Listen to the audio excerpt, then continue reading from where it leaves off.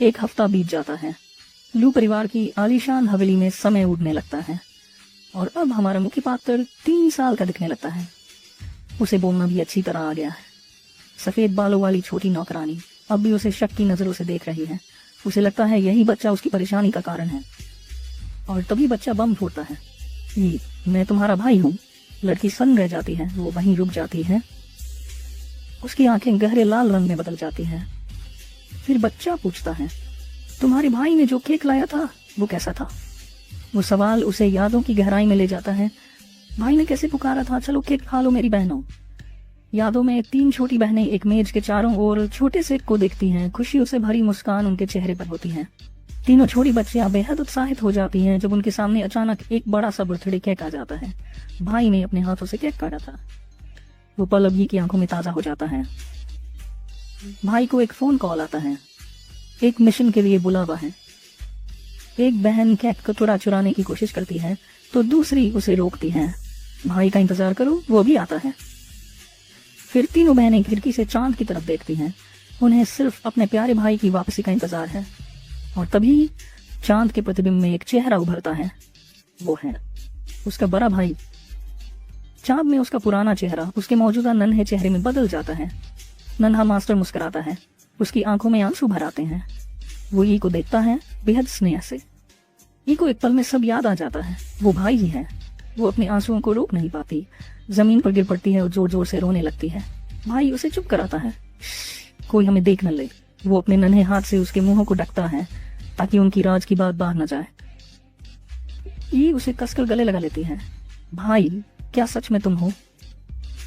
वो अब भी रो रही होती है पर उसके चेहरे पर राहत है। अरे सांस नहीं आ रही, छोड़ो जरा। वो शिकायत करता है। अपने छोटे शरीर में दम घुटने लगता है। लेकिन उसे गले से ई को उसकी दुनिया का सबसे कीमती रिश्ता दोबारा मिल जाता है। जैसे ही ये उसे छोड़ती है हमारा नन्हा हीरो थोड़ा सांस लेने के लिए जूझता है। भाई, ये बच्चा शरीर भी ना। थोड़ा संभलते ही वो गंभीर हो जाता है।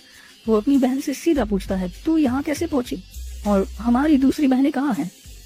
ये के आंसू अब भी बह रहे हैं पर सवालों की बौछार से वो खुद भी उलझ जाती है। भाई, थोड़ा धीरे पूछो ना।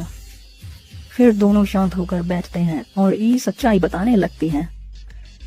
उस दिन तुम मिशन पर गए थे और फिर कभी वापस नहीं आए। फ्लैशबैक में तीनों बहनें भूखी थी। भाई द्वारा लाया गया केक अब भी टेबल पर रखा था। भाई को बहुत देर हो गई। क्या वो हमें छोड़कर चला गया? छोटी बहन की मासूम चिंता दिल तोड़ देती है। तभी ने फैसला किया, मैं भाई को ढूंढूंगी। वो पहुंची मिशन हेडक्वार्टर। वहां देखा एक हंटर की पत्नी उस विश्वासघाती आदमी पर चिल्ला रही थी, मेरा पति कहाँ है? तुमने उसे गायब किया। पर उस आदमी ने धक्का देकर उसे गिरा दिया। पागल औरत।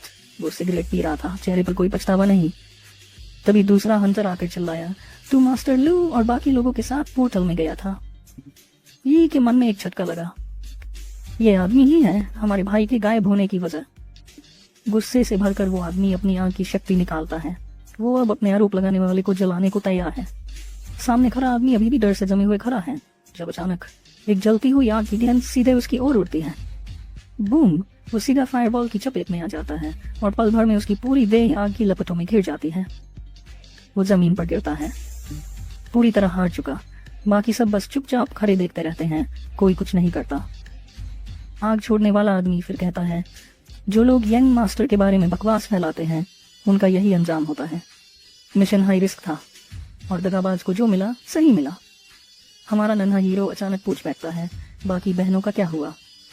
इतना सुनते ही उसकी बहन का चेहरा बदल जाता है। उसकी आंखों में फिर से आंसू आ जाते हैं। वो जोर जोर से रोने लगती है। भाई पूरी तरह से हैरान और परेशान हो जाता है। क्या हुआ, बताओ ना। ये वो उसकी कंधे पर हाथ रखकर पूछता है। यही अभी फुट फुट कर रो रही थी वो अपनी कांपती आवाज में। कहती है कि मैंने ये प्लान किया था कि मैं पहले वापस जाऊंगी और ये सुनिश्चित करूंगी कि वो दोनों सेफ हैं, उसके बाद मैं ब्रदर का बदला लेने के लिए आऊंगी। पर घर के पास ही एक डिमोनिक टाइड शुरू हो गई। मैं भागते हुए घर की तरफ जा रही थी। सारे हंटर्स भी उसी तरफ आ रहे थे। वो लोग चिल्ला रहे थे कि जल्दी करो, वेस्टर्न डिस्ट्रिक्ट में एक अंडरवर्ल्ड गेट ओपन हुआ है, वहां से बहुत सारे डिमोनिक मॉन्स्टर्स बाहर आ रहे हैं। डिमोनिक मॉन्स्टर्स की बात सुन के यही बहुत ज्यादा सदमे में चली जाती है। वो फुल स्पीड में घर की तरफ भागती है और मनी में सोचती है, सॉन्ग सॉन्ग सेन सेन। वो अपने छोटे छोटे पैरों से पूरी दम लगा के वहां पहुंचती है। पर जब तक वो पहुंचती है लड़ाई खत्म हो चुकी थी। कुछ सोल्जर्स वापस जा रहे थे। वो कह रहे थे कि किस्मत से हम यहाँ जल्दी आ गए, हमने कुछ पीपल्स को बाहर निकाल लिया।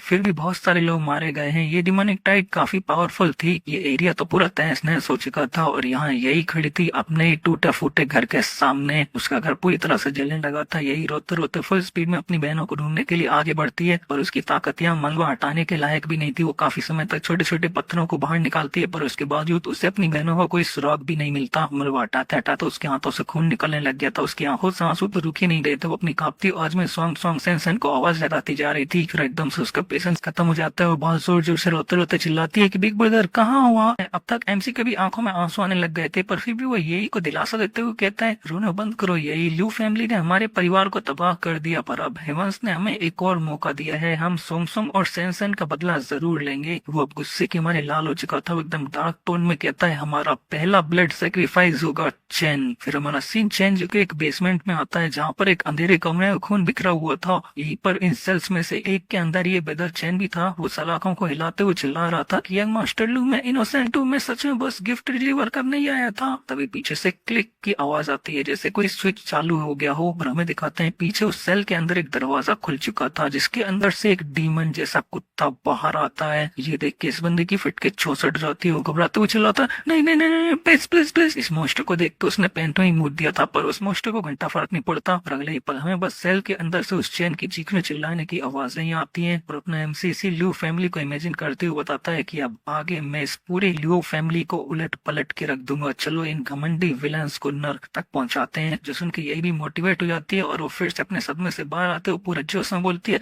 ब्रदर आप जो बोलोगे मैं वो सब करूंगी। फिर वो कहती है मुझे याद है मेरे पास तो एक मिशन भी है। जो सुन के अपना एमसी कहता है क्या कौन सा मिशन। तो यही एमसी को आसमान में उड़ाने लग जाती है और वो कहती है कि अब यही तुमको नहलाएगी। तो एमसी कहता है क्या क्या बोला तुमने, नहीं तुम ये नहीं कर सकती, मैं तुम्हारा भाई हूँ। तो यही हंसते हुए कहती है कि पर हम ब्लड रिलेटेड सिबलिंग्स तो नहीं है, और इसके अलावा अब यही तुम्हारी मेड है जो तुम्हारे हर डेली नीड्स के लिए रिस्पॉन्सिबल है, और ये मेरा मिशन है। पर अगर ये ने अपना मिशन कंप्लीट नहीं किया तो उसे पनिश किया जाएगा। तो चलो अंदर चलते हैं। वो उसे फोर्सफुली उठाते हुए बाथरूम में ले जाने लग जाती है। अपने एमसी रेसिस्ट करने के लिए चिल्लाते रहते हैं नहीं मैं नहीं जाना चाहता। पर अब अंत में वो टब में खड़ा है और उसकी सो कॉल्ड मेड उसके नहाने की तैयारी करने लग गई है। फिर यही उसके पास आके हाथ बढ़ाती है और वो कहती है कि अब समय तुम्हारे कपड़े उतारने का। जो सुन के ये जिनके पसीने छूटने लग जाते हैं और वो अपनी कांपती आवाज में कहता है नहीं नहीं मैं ये खुद कर सकता हूँ, मैं ये उतार लूंगा, तुम वहीं रुक जाओ। पर यही उसकी एक नहीं सुनती और सारे कपड़े खुद उतारने लगती है। इवन वो ये करते हुए बहुत कुछ भी लग रही थी, पर भले ही ये बस 6 महीने का बच्चा है और इसके अंदर दिमाग तो एक एडल्ट का ही है ना। वो पूरी दम लगा के रेजिस्ट करने की कोशिश करता है। पर अगले ही पर एनसी टब के बाहर नंगा खड़ा था और यही उसकी टुच की टुइयां देखते हुए कहती है ओ तो ये वही लेजेंडरी विली है जो हर लड़के के पास होती है, ये देखने में थोड़ी क्यूट तो है। ये शब्द ये चिन की दिल दिमाग में छेद कर जाते हैं। उसने अपनी दोनों जिंदगियां मिला के इतनी बेइज्जती नहीं झेली होगी जितनी इस मूवमेंट पर झेली है। देखने से उसकी आत्मा ही बाहर आ चुकी थी और उसके आंसू रुकना बंद ही नहीं हो रहे थे। वो अपनी टुच की टुइयां छुपाते हुए कहता है इधर मत देखो मैं तुम्हारा भाई हूँ। तो यही बड़ी इनोसेंट तरीके से कहती है कि पर अब मैं तुमसे बड़ी हूँ ब्रदर, क्या पहले आप भी हमें ऐसे ही नहलाया धुलाया नहीं करते थे, अब यही की बारी। वो पीछे मुड़ के अपनी मेड आउटफिट उतारने लग जाती है। जो सुन के एमसी फ्रीक आउट करने लग जाता है। उसे रहता है क्या। ये चिन पीछे मुड़ के अपनी आंखें बंद कर लेता है और पीछे यही भी अपने कपड़े चेंज करने लगती है। उसने ये चिन को नहलाने के लिए सारी तैयारियां पहले ही कर ली थी और वो टॉवल लपेट के ये चिन को नहलाने लग जाती है। पर इतना सब होने के बाद अब ये चिन बिल्कुल स्टैचू बन चुका था। उसके मुंह से एक शब्द नहीं निकल रहा था। फिर ये चिन के बाल धोते हुए कहती है ब्रदर बाहर सभी लोग अपनी जान को दाव पे लगाते रहते हैं बस थोड़ा से खाने के लिए। नहाना तो उनके लिए ऐसा है जिनके बारे में उनकी सोचने की भी हिम्मत नहीं होगी। फिर यहाँ के लोग रोज रोज क्यों नहाते हैं और ये लोग रोज रोज इतना सारा स्वादिष्ट खाना खाते हैं और फिर जो भी बच जाता है वो कुत्तों को खिला देते हैं, ऐसा क्यों। जो सुन के अपना एमसी सदमे से बाहर आता है, गुस्से में अपने दांत पीसते हुए कहता है फेयरनेस एक ऐसी चीज है जिसे पाने के लिए हमें खुद अपने हाथों से लड़ना होता है। पर तभी वो कुछ देख के फिर से सदमे में चला जाता है क्योंकि उसे कुछ ज्यादा ही कुछ फील हो रहा था। क्योंकि यही नीचे की तरफ रगड़ते हुए कहती है कि अब ये यहाँ पर भी स्क्रब कर देगी। ये देख के एमसी का मुंह फटा का फटा ही रह जाता है और उसकी आंखें तो आई सॉकेट से बाहर ही आने लगती हैं। फिर अब बस हमें बाथरूम से एमसी की रोती हुई आवाजें आ रही थी है मैं इस पार्ट को खुद ही कर सकता हूँ। यही चिल्ला रही थी नहीं ये कुछ ऐसा है जिसके लिए यही को ऑर्डर मिला है। इसी के साथ अपना सीन चेंज होता है। ना दोनों कंप्लीट हो चुका है। यही अब एमसी के कपड़ों की घड़ी मार के रख रही थी। बस ये चेन थोड़ा सदमे में था। उसकी पूरी दुनिया ब्लैक एंड व्हाइट हो चुकी थी। उसे ऐसा लग रहा था कि बस जमीन में गड्ढा खोद के अपना मुंह घुसा लूं। फिर धीरे धीरे करके उसके इमोशंस वापस आने लगते हैं। पर अभी जो हुआ उसका ट्रोमा अभी उसके दिमाग में था। उसका पूरा शरीर कांप रहा था और वो मनी मन सोचता है ये कितनी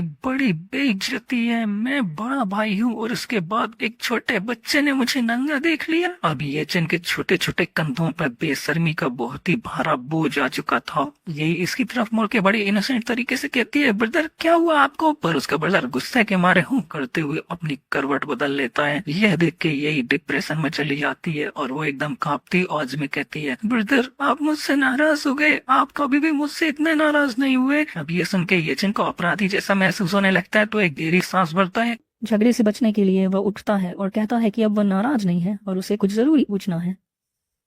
लड़की प्यारी मुस्कान के साथ कहती है कि जो पूछना है पूछ लो। वह पूछता है कि क्या उसमें विंड हवा एलिमेंट की शक्ति जाग चुकी है।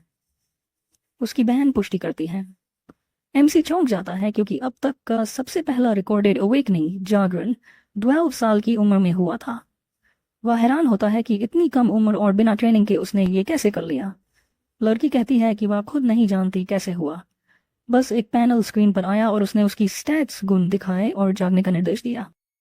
एमसी पैनल शब्द सुनकर दंग रह जाता है और उसे अपना खुद का सिस्टम याद आता है जो उसकी थंडर बिजली की शक्ति दिखाता है। वह उस इंटरफेस की तरफ देखता है और सोचता है कि शायद उसकी बहन को भी ऐसा ही सिस्टम मिला है। वह खुद से सवाल करता है कि उसकी बहन को इतनी छोटी उम्र में पैनल और शक्तियां कैसे मिल गईं। बहन देखती है कि वह खोया हुआ सा है और पूछती है क्या हुआ, लेकिन वह बात को टाल देता है। फिर वो उसे कहता है कि अब जब उसकी शक्ति जाग गई है तो उसे कड़ी मेहनत करनी होगी। लड़की आत्मविश्वास से जवाब देती है कि अब वह बहुत मेहनत करेगी। एमसी उसके सिर पर हाथ फेरता है और कहता है कि सभी बहनों में वही सबसे जिम्मेदार रही है। तभी उनके कमरे का दरवाजा खटकाता है और दोनों चौंक जाते हैं। एक नौकरानी बताती है कि डिनर तैयार है और मालिक ने मां को कहा है कि उसके लिए दूध तैयार करे। वह एक फुल बेबी बोतल, बच्चों की दूध की बोतल, एमसी की बहन को देती है, जो हैरानी से उसे देखती है। लड़की बोतल पकड़ लेती है और एमसी उसकी ओर बढ़ता है, एक नई योजना बनाते हुए। वह कहता है कि उन्हें लू फैमिली के हर संसाधन का इस्तेमाल करना होगा ताकतवर बनने के लिए, और जल्दी। लड़की पूछती है कि वह तो पहले से ही पूरी ताकत से ट्रेनिंग कर रही है, तो और क्या करें। एक शरारती मुस्कान के साथ वह अपनी बहन से कहता है कि मुंह खोलो और ताकत का राज जानो। लड़की थोड़ी हिचकिचाती है, लेकिन फिर जिज्ञासा में मुंह खोल देती है, ये देखने के लिए कि उसका भाई क्या कर रहा है। तभी वह बोतल उसके मुंह में डाल देता है और कहता है कि पी लो और देखो क्या होता है। वह आदेश मानते हुए दूध पीना शुरू करती है और हमारा एमसी उसे ध्यान से देखता है। अचानक एक बैंगनी आभा उसके चारों ओर घूमने लगती है और वह इस एहसास से चौंक जाती है। वह हैरानी से पूछती है कि उसके शरीर में इतनी ताकत इतनी आसानी से कैसे आ रही है।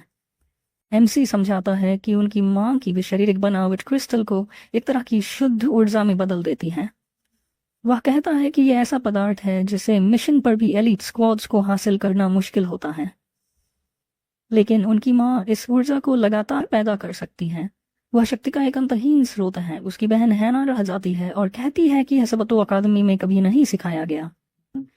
एमसी को शक होता है कि इस परिवार कुछ बड़े रहस्य छुपा रहे हैं और आम लोगों को अपने झगड़े लड़ने के लिए मुहरा बना रहे हैं। फिर वह गंभीर नजरों से कहता है कि अब उन्हें इन छिपे हुए रहस्यों को पूरी तरह उजागर करना होगा। बहन फिर उसे बोतल देती है और कहती है कि वो भी थोड़ा पिए ताकत बढ़ाने के लिए, लेकिन वह मना कर देता है और कहता है कि पहले तुम पूरा पी लो और अपनी ताकत की सीमा तक पहुंचो। फिर वह उठकर वहां से चला जाता है। उसकी नजरें अगले लक्ष्य पर टिकी होती हैं। वह जोर से कहता है कि अब वह 2 और खाएगा, जब तक उसकी बहन बोतल से दूध पीती रहती है। जैसे ही वह अपनी मां के कमरे में पहुंचता है, नौकरानियां हैरान होती हैं कि वह फिर से यहाँ क्यों आया। अगला दृश्य दिखाता है कि लड़का हवेली के पूल में अपनी मां से सीधे दूध पी रहा होता है।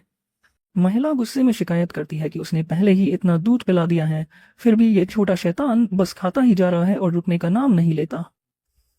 तभी एक नौकरानी जल्दी से बाकी नौकरानियों को आदेश देती है कि मैडम के लिए और औषधीय भोजन तैयार करो। हमारा एमसी मन ही मन सोचता है कि अब बदले की शुरुआत हो गई है। वह और उसकी बहन अब आसमान की किस्मत को बदल कर रख देंगे। जैसे ही बिजली हवेली के ऊपर कड़कती है, वह कसम खाता है कि लू परिवार को पूरी तरह उलट पुलट कर देगा। हमारा हीरो अपने कमरे के फर्श पर रेंगते हुए कुछ ढूंढ रहा है, चेहरे पर पूरा दृढ़ निश्चय। तभी फ्लैशबैक में हम गद्दार को देखते हैं जो घबरा कर चिल्ला रहा है कि तोहफा तो मेरे हाथ में ही था, और पागलों की तरह उसे ढूंढ रहा है। फिर एमसी फर्नीचर के नीचे झांकता है और वह छोटा सा डिब्बा देख लेता है जो गद्दार गिरा गया था। संतोष की मुस्कान के साथ वह डिब्बा उठा लेता है, सोचते हुए कि यह परिवार के लिए बेहद कीमती होगा। वह डिब्बा खोलता है और तेज नीली रोशनी उसके छोटे चेहरे पर पड़ती है। अंदर एक बड़ा नीला क्रिस्टल है, जिसे देखकर वह सोचता है, क्या यह मैजिक बीस्ट क्रिस्टल है? तभी सिस्टम पैनल पॉपअप होता है और बताता है कि ये एक rare thunder element skill crystal है। हमारा एमसी हैरान है क्योंकि उसने कभी नहीं सुना था कि स्किल्स को कल्टिवेट करने के बजाय सीधे अब्जॉर्ब भी किया जा सकता है। सिस्टम समझाता है कि वर्ल्ड बीस्ट को हराने के बाद ऐसे रेयर आइटम मिलने का चांस होता है। एमसी दंग रह जाता है लेकिन शक करते हुए पूछता है, तुम्हें मेरे विचार कैसे पता? तभी उसे झटका लगता है। चेहरे पर घबराहट साफ दिखती है। आवाज कहती है कि वह उसकी चेतना में मौजूद है।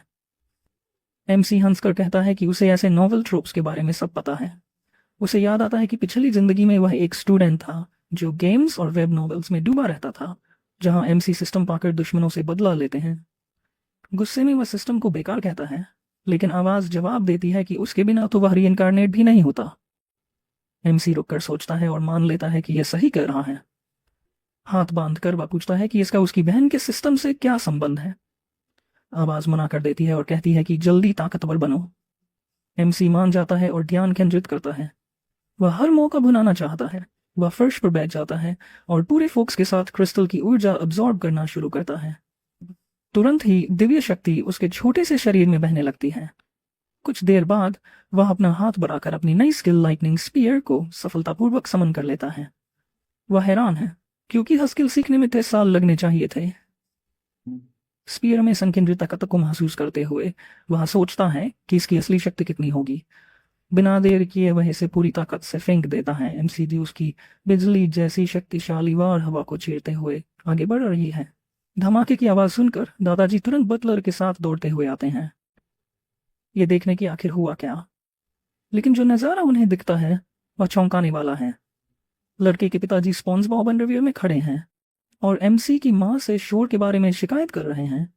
ये देखकर दादाजी और एमसी की छोटी बहन दोनों दंग रह जाते हैं। एमसी अपने नए स्किल से हवेली की दीवार में बने विशाल छेद को देखता है। गुस्से में दादाजी पूछते हैं कि ये किसने किया, तो बटलर बताता है कि उसने कमरे से बिजली गिरने जैसी आवाज सुनी थी। लेकिन जैसे ही दादाजी अपने पोते को देखते हैं उनका गुस्सा खुशी में बदल जाता है। वह उसे उठाकर उसकी नई दिव्य स्किल पर जश्न मनाते हैं और उसकी मां की तारीफ करते हैं कि उन्होंने परिवार के लिए इतने काबिल बच्चे को जन्म दिया। लेकिन लड़के के पिताजी को यह सब पसंद नहीं आता और वह फिर से शोर की शिकायत करते हैं। इस पर दादाजी उन्हें डांटते हैं और कहते हैं कि उन्हें अपने बेटे की असाधारण प्रतिभा पर गर्व होना चाहिए। फिर दादाजी ऐलान करते हैं कि वह अपने पोते को परिवार के वार्षिक हंटिंग फेस्टिवल में ले जाएंगे। इसके बाद परिवार के मुखिया बटलर से पूछते हैं कि क्या कार्यक्रम की सारी तैयारियां हो चुकी हैं। वह हंसते हुए कहते हैं कि उनकी आने वाली पीढ़ी को बचपन से ही अपनी असली कीमत जाननी चाहिए। एमसी अपनी मां की गोद में और चिढ़ा हुआ महसूस कर रहा है क्योंकि उसे बिल्कुल पता नहीं है कि ये सब क्या प्लान कर रहे हैं। धीरे धीरे सभी लोग एक लंबे गलियारे से गुजरते हुए हंटिंग फेस्टिवल के स्थान की ओर बढ़ते हैं। वहां पहुंचकर दादाजी अपनी ऊर्जा से एक विशाल गोल दरवाजा खोलते हैं। दरवाजा खुलते ही सभी के सामने चमकती हुई बैंगनी ऊर्जा का एक विशाल भंवर प्रकट होता है। डायमेंशनल पोर्टल के सामने खड़े होकर परिवार के मुखिया सबको अंदर ले जाने की तैयारी करते हैं। एमसी देखकर हैरान रहता है कि लू परिवार अपने पर डायमेंशनल पोर्टल खोल सकता है। गुस्से में सोचता है कि ताकतवर लोग कितने रहस्य छुपा कर रखते हैं, जबकि कमजोर लोग बस जीने के लिए जूझते रहते हैं। सभी लोग पोर्टल से गुजरते हैं और दूसरी तरफ एक घने और शांत जंगल में पहुंच जाते हैं। दादाजी उसकी तारीफ कर रहे होते हैं, लेकिन एमसी की मां शिकायत करती है कि वह दिन भर बस खाता ही रहता है। अचानक एमसी के पिताजी आसमान की ओर इशारा करते हुए चेतावनी देते हैं कि कुछ उनकी ओर आ रहा है। सभी ऊपर देखते हैं जहां धुएं की एक लकीर तेजी से पास आती जा रही है। वह रहस्यमयी चीज पैरों के बीच अविश्वसनीय गति से गुजरती है और जल्द ही एक विशाल बहुसिर वाला अजगर प्रकट होता है जो शिकारी दल पर बेरहमी से हमला कर देता है। एक शिकारी उस पर वार करता है लेकिन उसका हथियार टूट जाता है, जबकि दूसरा शिकारी फोर्स फील्ड से अपनी रक्षा करता है। जब एमसी एक सी रैंक पाइथन और एक बी रैंक पाइथन किंग को सी रैंक पोर्टल में देखता है तो वह और उसकी बहन दोनों हैरान रह जाते हैं। लड़की तो वहां मौजूद एक शिकारी को पहचान भी लेती है। तभी अजगरों में से एक मादा शिकारी पर झपटता है। लेकिन सभी के लिए हैरानी की बात यह होती है कि लाल बालों वाली वह लड़की अपने नंगे हाथों से अजगर का मुंह खुला रोक लेती है। वह पूरी ताकत से कोशिश कर रही है कि दानव जैसे अजगर के तेज दांत उसे ना काट पाएं। फिर भी उस दैत्य की ताकत इतनी ज्यादा होती है कि वह उसे एक ही वार में दूर फेंक देता है। शिकारी दल का लीडर जोर से चिल्लाता है कि सभी लोग लड़ते हुए पीछे हटें ताकि इस खतरनाक इलाके से निकल सकें। टीम का कप्तान अपनी ढाल से राक्षस को रोकने की कोशिश करता है, लेकिन तभी एक और शिकारी पीछे से उस पर हमला करने आता है। लाल बालों वाली लड़की दौड़ते हुए और चीखते हुए उसे सावधान रहने को कहती है, लेकिन शिकारी का मुक्का ढाल को चीरते हुए सीधे कप्तान पर लगता है। इस जबरदस्त वार से वह शिकारी जो अजगर से लड़ रहा था अपनी ढाल गिरा देता है। उसी समय विशाल अजगर पर एक बैंगनी बिजली गिरती है। यह बिजली एक और शिकारी ने चलाई थी। तभी एक शिकारी गुस्से में गद्दार पर चिल्लाता है कि उसने उनके कप्तान पर हमला क्यों किया, लेकिन वह गद्दार बस शैतानी मुस्कान देता है और दूसरे शिकारी पर हमला करने की तैयारी करता है। एक हिंसक वार के साथ वह निर्दयता से शिकारी को घायल कर देता है। एक और शिकारी हैरान रह जाता है क्योंकि वह हमलावर को पहचान लेता है। यह आदमी कुयोंग है, जो पहले अपराधी घोषित किया गया था। कुयोंग शिकारी की बेबसी पर पागलों की तरह हंसने लगता है। फिर वह एक जोरदार लात मारता है जिससे शिकारी हवा में उड़ जाता है और सीधे उस विशाल अजगर के मुंह में गिरता है जो पहले से ही उसका इंतजार कर रहा था। हमारा छोटा एमसी ये सब गंभीर चेहरे के साथ देखता है। उसे अपनी पिछली जिंदगी याद आती है, जब कोई शान ने उसके एक दोस्त को मौत की ओर धकेल दिया था। खून की छींटें उस भयावह दृश्य का प्रतीक बनकर सामने आती हैं। इसके बाद वह देखता है कि उसके दोस्त एक एक करके खत्म होते जाते हैं। वह राक्षस जिसे वे अपने ही साथियों को खिलाकर बड़ा कर रहे थे, आखिरकार सामने आता है, डरावना और भयानक। क्रूर मुस्कान के साथ एमसी के पिता आदेश देते हैं कि उस जीव को खिलाकर खजाना बनाया जाए। फिर वह कुयोंग को कहते हैं कि बिना झिझक उसके पिछले जन्म के स्वरूप पर हमला करें। गुर्गा पूरी ताकत से उसकी ओर झपटता है, हमला करने को तैयार, लेकिन वह युवक अपनी शक्ति सक्रिय कर लेता है और भिड़ंत के लिए तैयार हो जाता है। दोनों की मुट्ठियां टकराती हैं और जबरदस्त ऊर्जा का विस्फोट होता है। एमसी बताता है कि कुयोंग एक ऐसे दानव की तरह है जिसे लोगों को कुचलना पसंद है।